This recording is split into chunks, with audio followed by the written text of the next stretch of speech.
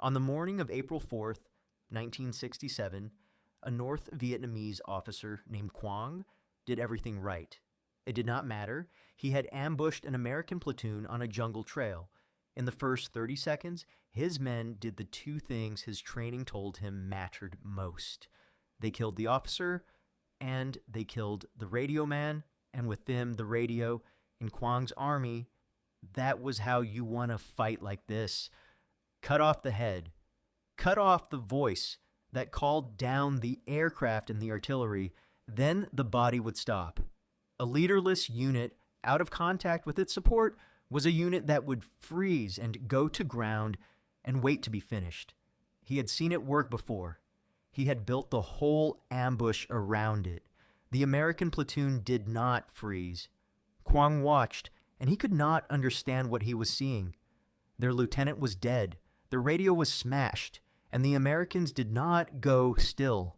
Within a minute, before Quang's men could even press their advantage, the platoon was fighting back with a speed and a coordination that made no sense for a unit that had just been beheaded. Someone was giving orders down there. Someone was moving squads, calling targets, pulling a base of fire together out of the chaos. And it was not the officer, because the officer was dead. Quang could not know that the man doing it was a private first class named Frank Marsh, 19, from a factory neighborhood in Detroit. Marsh held no rank worth mentioning. He had simply decided, in the 3 seconds after his lieutenant fell, that the job was now his. Quang carried a question off that trail, and it followed him for the rest of the war. He had done everything his doctrine told him to do. He had killed the head, and the body had not died. Because he was only beginning to understand this, the American body did not have one head to cut off. It had 30, and any one of them, down to the lowest private, might pick up the fight and win it. You cannot behead an army like that. Quang would spend years learning exactly how true that was.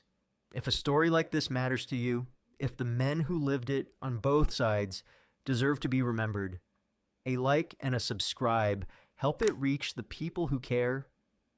It takes 1 second. These are the stories the history books leave out.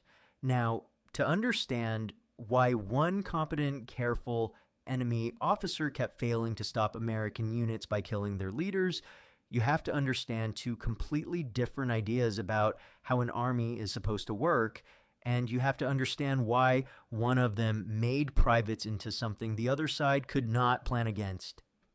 Every army has to answer one basic question: who gets to decide? When the plan meets reality and the two do not match, who has the authority to change what happens next? The answer an army gives to that question shapes everything about how it fights. And the American Army and the North Vietnamese Army gave nearly opposite answers. The North Vietnamese answer was to decide from the top and to decide in advance. This was not stupidity, and it is important to say that clearly because it is easy to sneer at from a distance. It was a deeply rational response to their situation. The NVA fought a technologically superior enemy with very little of the equipment that makes improvisation possible. Radios were scarce and dangerous to use because the Americans could hear them and could home in on them. So the NVA could not simply call an audible in the middle of a battle the way the Americans could. Instead, they planned. They planned in enormous, painstaking detail. They rehearsed attacks for days or weeks.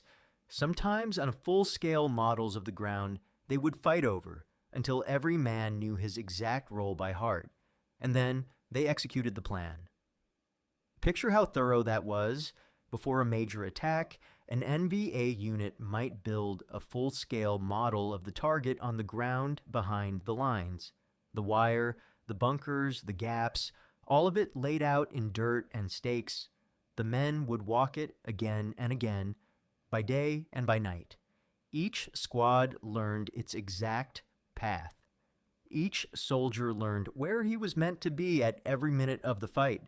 By the time they moved out, some of them could have found their objective blind. It was a genuinely impressive way to make war. It let a force with almost no radios move like a single body in the dark against a much stronger enemy. When one of those rehearsed attacks went in and the plan held, it was one of the most dangerous things in the entire war. When it worked, it was devastating, and it worked often. A well-rehearsed NVA assault could achieve a level of coordination that stunned the Americans who faced it. Men appeared exactly where they were supposed to, did exactly what they were supposed to do, and pressed home attacks with a discipline and a courage that earned the deep respect of their enemies.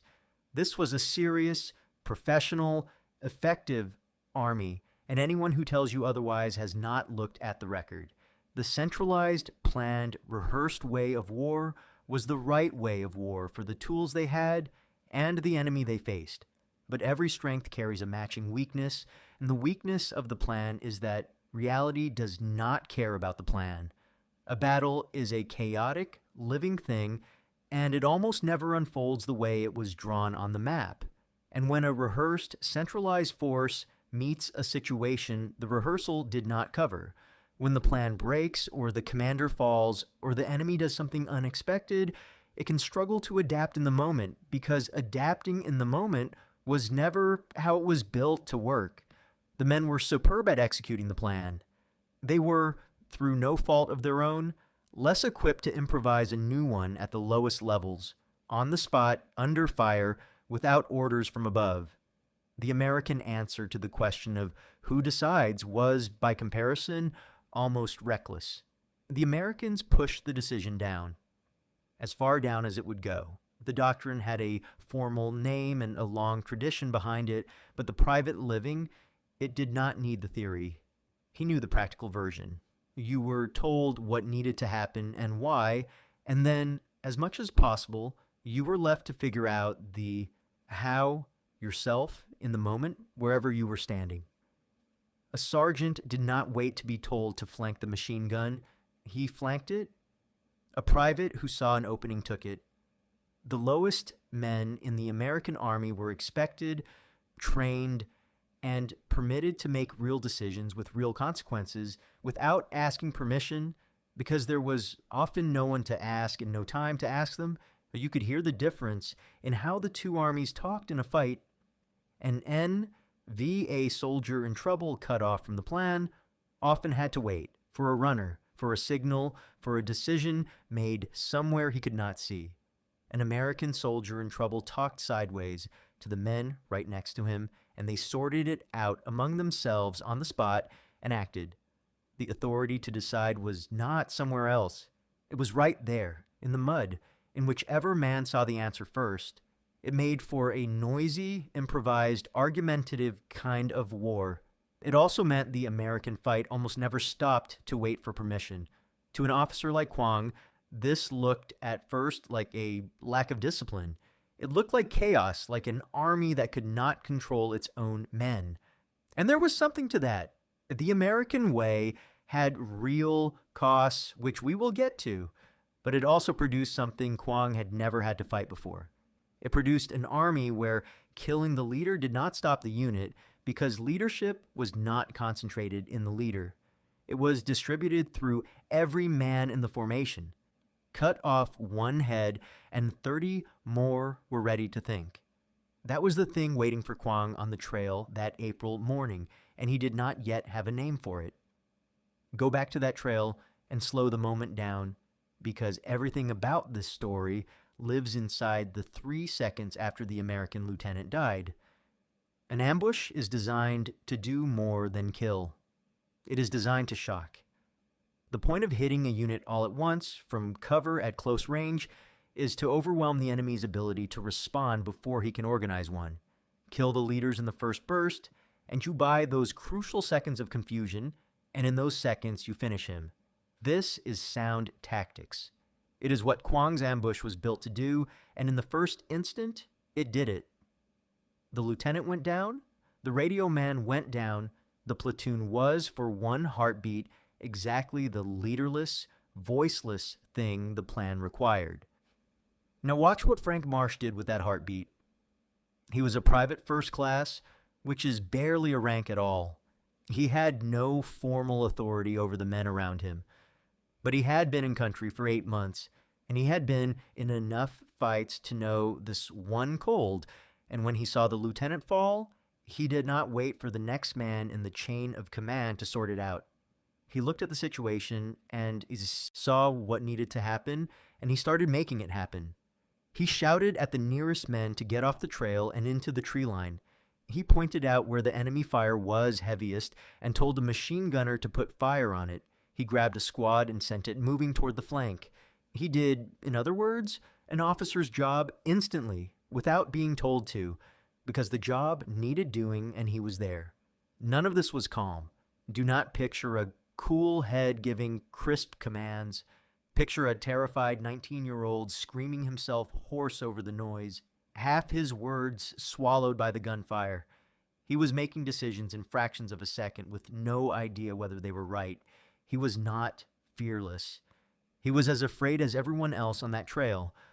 But under the fear was a habit, drilled and lived until it ran on its own, and the habit said one thing: do not wait, see the problem, act on it, correct as you go. So he did. He got a thing wrong and fixed it.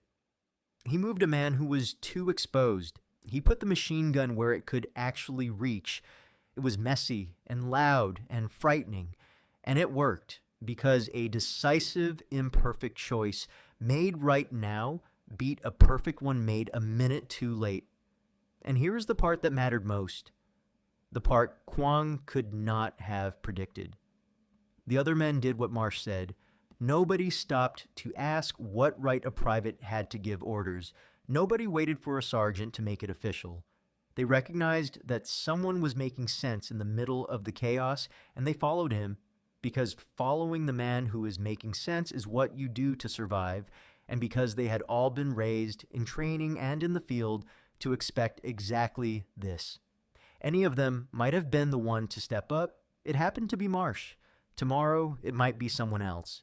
The point was that the platoon did not need its lieutenant to function because the lieutenant had never been the only one thinking. Within 2 minutes, the ambush had turned. Marsh had the platoon off the trail and into cover. He had a base of fire hammering Quang's positions. And then he did the aggressive thing, the thing that broke the ambush completely. He sent men not away from the enemy, but toward them, around the flank, into the side of the very positions that had sprung the trap. An ambush depends on the ambusher staying hidden and in control. The moment the Americans came at them from an unexpected direction, Quang's men had to choose between holding positions that were now being rolled up and pulling back. They pulled back. The trap had become a fight, and the fight had become a rout. And it had all happened because one 19-year-old private decided the job was his, and no one around him thought that was strange. Watch the reversal from Quang's side, because it is the whole story in miniature. He had sprung the perfect ambush. He had the surprise, the position, the dead officer, everything his doctrine promised. And 30 seconds later, he was the one reacting. He was the one off balance. His men were being flanked by an enemy that was supposed to be leaderless and finished. They had been briefed for a killing, not a fight.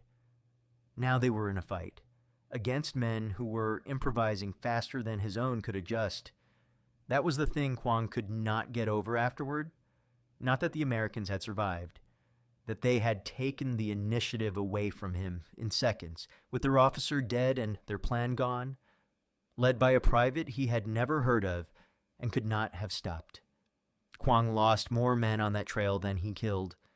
And when he sat down afterward to understand how a beheaded platoon had beaten him, the honest answer was almost impossible for him to accept because it contradicted the foundation of everything he had been taught. He had not failed to kill the American leader. He had killed the American leader. It simply had not mattered, because in this army, the leader was not a single point of failure. Leadership was everywhere in the formation, sitting dormant in every private, ready to switch on the instant it was needed. There was no single head to cut off. There never had been. Quang's next question was the right one, and it was the one that took him years to answer. Where did it come from? Why would an army let its privates make their own calls? It was not natural. It was not the way most armies in history had worked. Somebody had built this on purpose, and Quang wanted to understand how. Part of the answer was doctrine, deliberate and taught. The American military had come to believe through hard experience in earlier wars that on a modern battlefield, the man on the spot usually knows more than the man on the map. The fight moves too fast, and the ground is too complicated for every decision to travel up a chain of command and back down again. By the time a request for permission reached the rear and an answer came back, the moment was gone, and the men were dead. So the Americans built a system designed to push authority downward. Officers were taught to tell their men what to accomplish and why, and then to trust them to work out the how. It had a name, mission command, the practice of commanding by intent rather than by detailed order. But the theory is less important than what it produced. It produced soldiers who did not wait. But doctrine alone does not explain it, because you cannot simply order men to take initiative. Initiative is a thing a man either has permission to feel in his bones or does not. And here, the American soldier was shaped by something older and deeper than any manual. He came from a culture that prized the individual, that was suspicious of rigid authority, that told its people from childhood that they were allowed to think for themselves and act on it. That cultural inheritance, for all its messiness, walked into the army with every draftee. An American private did not find it strange to question a plan, to improvise, to act without waiting to be told. He had been doing versions of that his whole life. The army did not have to install initiative in him. It only had to avoid crushing the initiative he already had, and then aim it. And then there was the sergeant, the true keystone of the whole thing, the part outside observers most often missed. The backbone of the American army was not its officers. It was its non-commissioned officers, its sergeants, the experienced enlisted men who actually ran the small units where the fighting happened. A good sergeant was worth more than almost any lieutenant, and everyone in the army knew it. The sergeants were the ones who trained the privates to think, who modeled making the call and living with it, who created in each small unit a little culture of competence and initiative that did not depend on any officer at all. When people said American units fought well without their officers, what they were really seeing very often was the sergeants and the privates the sergeants had made in their own image. Marsh had a sergeant like that early on. An older man, hard and patient, with a habit Marsh did not understand until much later. In the field, the sergeant would sometimes turn to him in the middle of a situation and ask, quietly, "What would you do right now?" And he would make Marsh answer. Not later, right then, on the spot, with the answer mattering. Sometimes Marsh was right and the sergeant nodded. Sometimes Marsh was wrong, and the sergeant told him why, fast, and moved on. The old man was not testing him. He was building him. He was teaching a 19-year-old to carry the weight of a decision before he ever had to carry it for real. By the time the lieutenant fell on that trail, Marsh had already answered that question 100 times in practice. When it finally came for real, it did not feel like stepping up. It felt like something he had been doing all along. Put those three things together: a doctrine that pushed authority down, a culture that had raised men to use it, and a corps of sergeants that trained them to, and you get Frank Marsh on the trail, stepping into a dead man's job without a flicker of hesitation. It was not an accident. It was not luck. It was the deliberate product of an army that had decided correctly that in the chaos of modern combat, 30 thinking men would beat one thinking man and 29 waiting ones.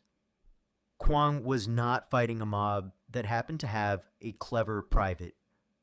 He was fighting a system designed from the ground up to make that private, and to make 10,000 more like him. Once Quang understood what he was facing, he faced a genuinely hard problem, and it is worth sitting with because it shows why this mattered so much. His entire tactical toolkit was built around the assumption that turned out to be false against the Americans. And when your tools are built on a false assumption, the tools stop working, no matter how well you use them. Think about what the standard moves of his war actually assumed. The ambush that kills the leaders first assumes that killing the leaders paralyzes the unit. The tactic of cutting a unit off from communication assumes that a unit out of contact loses its ability to act. The whole logic of hitting hard and fast to shock the enemy assumes that shock produces paralysis at the top, and that paralysis at the top produces collapse below. Every one of these moves was aimed at the head. And against the Americans, aiming at the head was aiming at a thing that was not there, or rather, at a thing that was everywhere and therefore could not be hit. Quang tried, for a while, to solve it by killing more. If one leader was not enough, kill the sergeants too. Kill anyone who looks like he might be in charge. And this did hurt the Americans. Losing good sergeants and experienced men was a real blow. And no unit is truly bottomless. But it did not produce the collapse Quang needed, because you cannot kill your way through an army where the capacity to lead is distributed all the way down to the privates. Kill the lieutenant and a sergeant leads. Kill the sergeant and a corporal leads. Kill the corporal and some 19-year-old private from Detroit who has been paying attention leads, and often leads well. There was no bottom to it. Every man you killed revealed another man ready to think. It was like trying to drain a river by taking out buckets. And the deeper Quang went, the worse the math got for him. Killing an American leader did not just fail to stop the unit, it often made the unit meaner. The men who watched their lieutenant die did not lose heart. They got angry, they got focused, and the private who stepped into the dead man's place did the job with a cold fury that had not been there a minute before. Quang was spending his own men to produce this, and not just any men, but his best, the bold ones willing to get in close and kill an officer. He was trading his strongest soldiers to make his enemy harder. Every exchange like that cost him more than it cost them. No commander wins a war that way. And slowly, fight by fight, Quang came to understand that he was caught in exactly that trap, with no clear way out of it, and there was a crueler edge to it from Quang's side.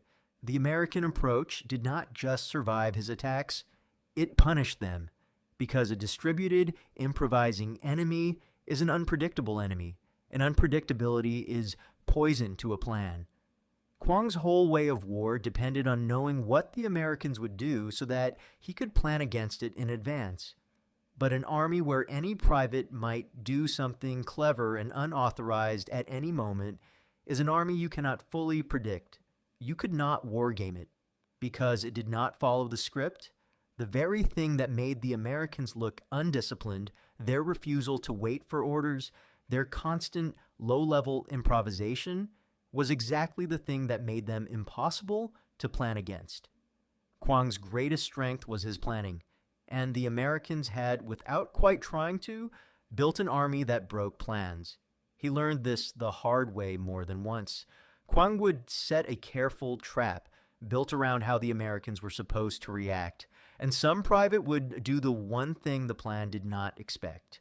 He laid an ambush for a unit that should have pushed straight forward. Instead, a squad leader with no orders swung wide and came in from the side, and the whole trap folded. He set a blocking position exactly where the Americans should have run. Instead, some corporal took his men uphill through ground no one thought passable, because it was the last place anyone would look. Again and again it was the same. Quang's plans assumed a predictable enemy, and again, some low-ranking American did the unpredictable thing on his own authority and wrecked the plan. There was no way to prepare for a man like that. Even his own officers did not know what he was going to do until he did it. It is worth being fair here, because Quang was, and because the truth is more interesting than a boast. The American way was not free. It had real costs, and Quang saw those too. An army of men making their own calls is an army that sometimes makes the wrong call, badly and expensively.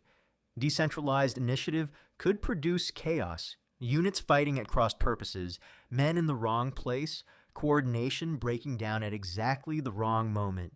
It could and did produce friendly fire tragedies, and worse.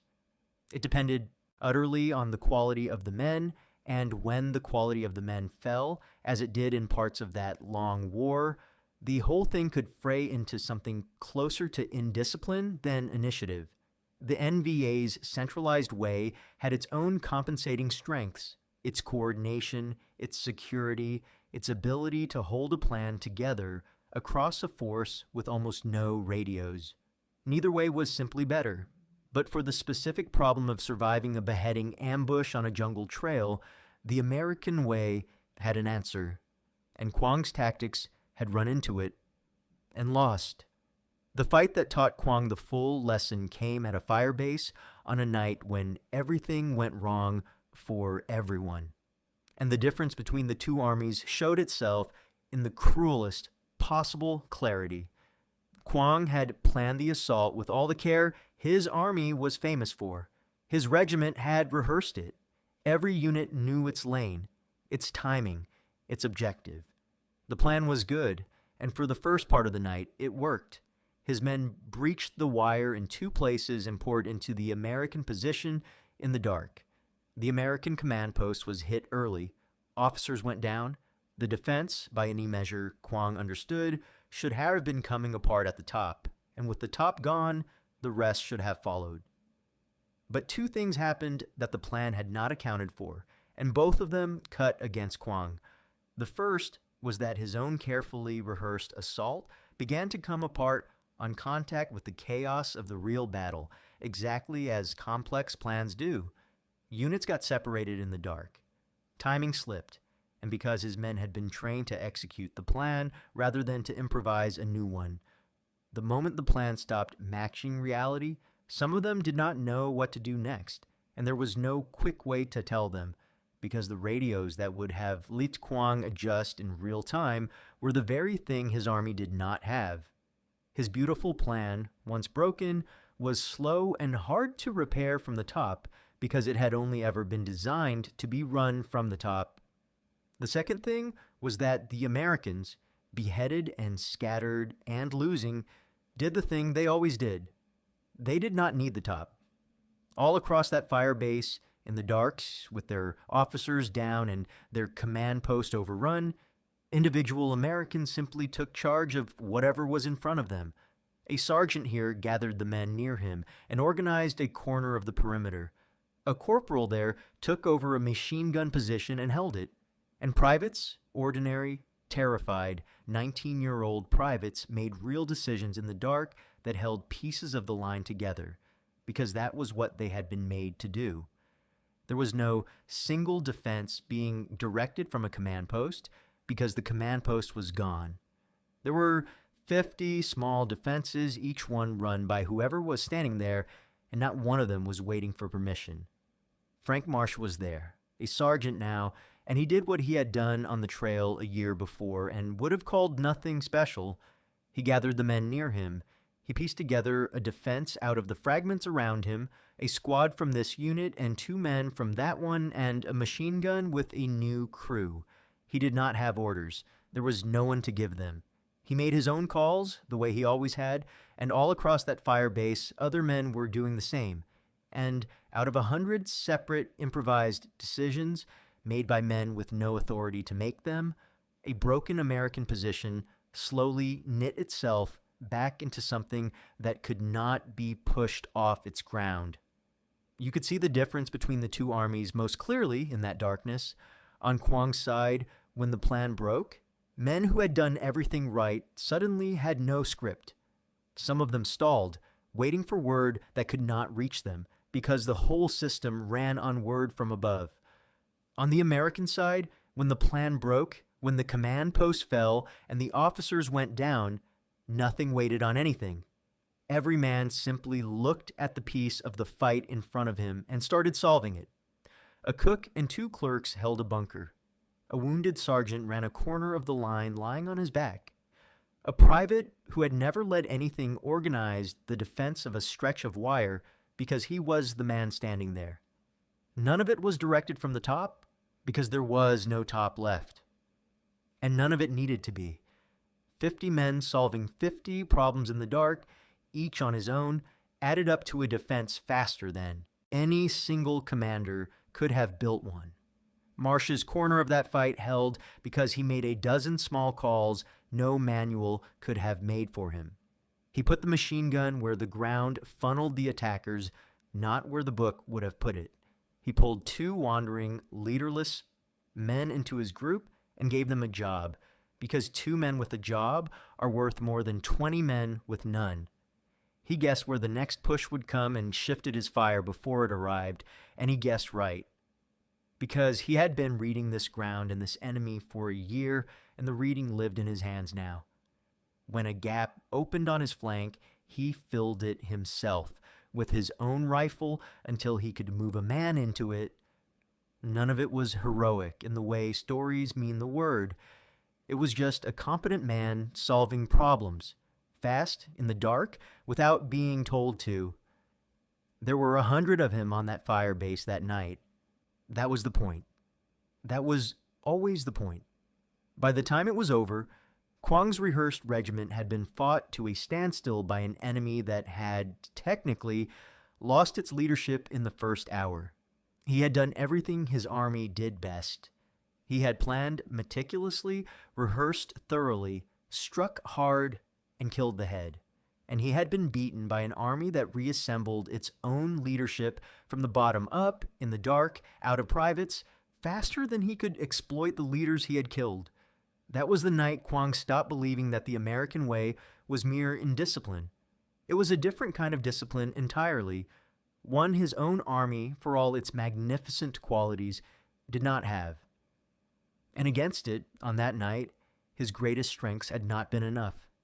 Quang survived the war and grew old and joined the long ranks of men who spent their later years trying to understand the thing they had spent their youth fighting, and the thing he came back to most was the strangest weakness he had ever failed to exploit: the American refusal to keep its decisions at the top, where he could reach them. He did not decide the Americans had been better soldiers than his own. He never believed that, and he was right not to, because it was not true. His men had been as brave, as skilled, as devoted as any soldiers on earth, and braver than most, and he was fiercely proud of them to the end. What he came to understand was subtler than better or worse.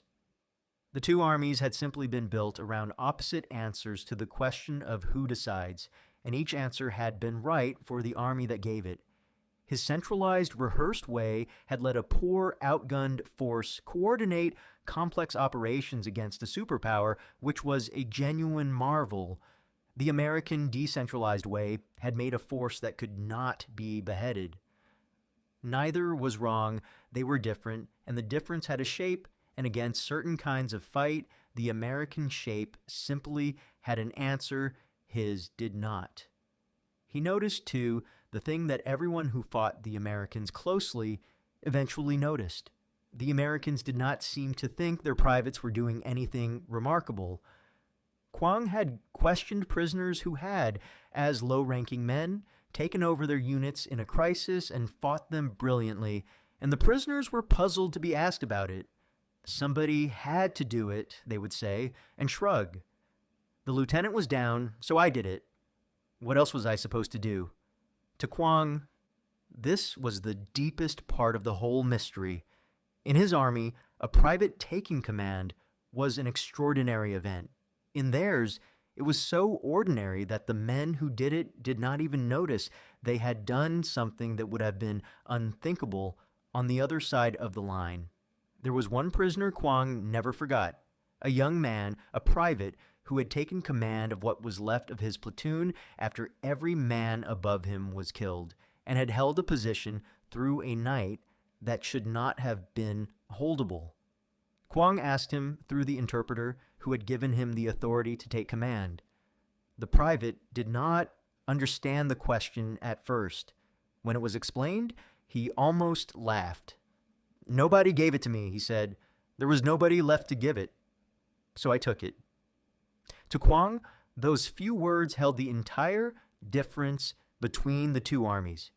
In his own army, authority was granted from above carefully. In theirs, when it had to be, it was simply taken by whoever was left standing, without apology and without a moment's doubt.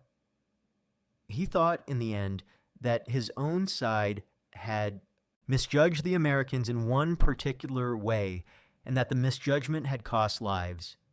His army's picture of the American soldier had been a man dependent on his machines and his officers, a man who would fold once you stripped those away. Quang had believed it and had built ambushes around it, and had watched those ambushes fail against 19-year-olds who picked up the fight their dead lieutenants had dropped. The most dangerous American, he had learned, was not the one with the radio calling in the jets. It was the one standing next to the man with the radio, watching, learning, ready. The private who would, without being told, without being asked, without a moment's doubt about whether it was his place, simply decide that the job was now his. That was the man Quang's whole doctrine had no answer for. He had spent a career learning to find the few who mattered and remove them. It was good doctrine. It had beaten good armies, but it assumed the few who mattered could be found and removed, and that once they were gone, the many would be lost. Against the Americans, the few who mattered were everyone. There was no short list to hunt. There was no single man whose death would end it, because the next man's death only revealed another and another with no bottom to reach. Quang had brought a knife to cut off a head. He had found himself swinging it at the ocean. Here is what the enemy finally understood about the American privates who made their own calls. They had tried for years to beat the American army the way you beat most armies, by finding the head and cutting it off. And they had slowly, expensively learned that this particular army did not have a head to cut off. Every army answers the question of who decides, and most of history's armies have answered it the same way. The few decide, and the many obey.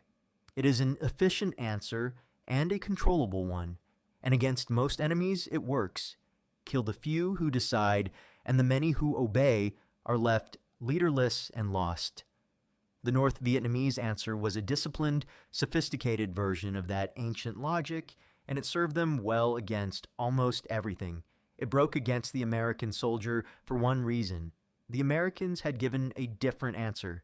They had pushed the deciding all the way down into every man in the formation until there was no small group of deciders left to kill. That is why cutting off the head never worked. You cannot behead an army where every private is ready to be the head. Kill the officer, and you have not stopped them. You have just handed the job to the man beside him who was watching and thinking and ready, and who is angry now. Kill him, and it passes to the next man, and the next, all the way down, and it never runs out, because the whole army was built so that it would never run out. Every lever the enemy pulled to paralyze an American unit was a lever built for an army that kept its decisions at the top, and that was never the army they were fighting. It came at a cost, and it would be a lie to pretend otherwise. An army of men making their own calls sometimes makes the wrong ones, and the American way bought its resilience with real chaos and real tragedy. But for the specific, deadly problem of what happens to a unit when its leaders fall, the Americans had built the better answer, and their enemies paid to learn it. What looked like indiscipline was a deeper discipline. What looked like chaos was an army that had made every single man responsible and had trusted him to be, and had been proven right more often than not. There was something almost democratic in that. And it is no accident that it came from the country it came from. An army tends to fight the way its people live. A people taught to wait for instruction produces an army that waits. A people taught that any man's judgment might matter produces an army where any man's judgment might win the battle. The Americans carried their whole restless, individual, authority-questioning culture into the jungle with them. It made them maddening to command and impossible to predict, and it placed a competent decision-maker at every single point in the formation, which turned out to be worth more than almost anything the other side could bring against them, and it scaled. That is the part that is easy to miss. One improvising private is a lucky break, but an entire army of them, every unit stocked top to bottom with men ready to decide, it's something else. It is a structural fact, a property of the whole force, not the accident of one good soldier. Quang could beat a lucky private now and then. He could not beat a system that produced them by the thousand and replaced each one the instant he fell. He had not been unlucky in the men he faced. He had been facing a machine built on purpose to have no single point of failure anywhere in it. And a machine like that does not break where you hit it. It bends and absorbs the blow and closes back around the wound and keeps coming. That was what Quang spent his war fighting and never learned to beat. Not braver men, though they were brave, not better men, though at this one thing they were. A different design, an army with the decision spread so wide and so thin that there was nowhere left to aim. They were not doing anything they thought was extraordinary. Ask the private who took over when the lieutenant fell, and he would look at you as though the question made no sense. The lieutenant was down. Somebody had to. So he did. That was the whole of it, and it was the thing the enemy could never plan against and never quite kill. You cannot cut the head off an army where every man is willing to be the head. Their enemies spent an entire war learning that, one dead leader at a time, and it never stopped them once. Now you know why. Thank you for staying with this story all the way to the end. These are the histories worth keeping, not just the famous battles with their famous names, but the quiet, ordinary things ordinary men did that decided everything on both sides of the wire. If it meant something to you, genuinely helps.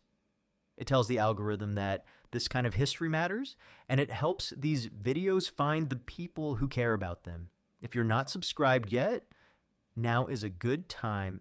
Hit subscribe and the bell so you never miss a new one. I would love to know where you are watching from today, and if someone in your family served in Vietnam, a private, a sergeant, an officer, anyone in any unit, tell me about them in the comments.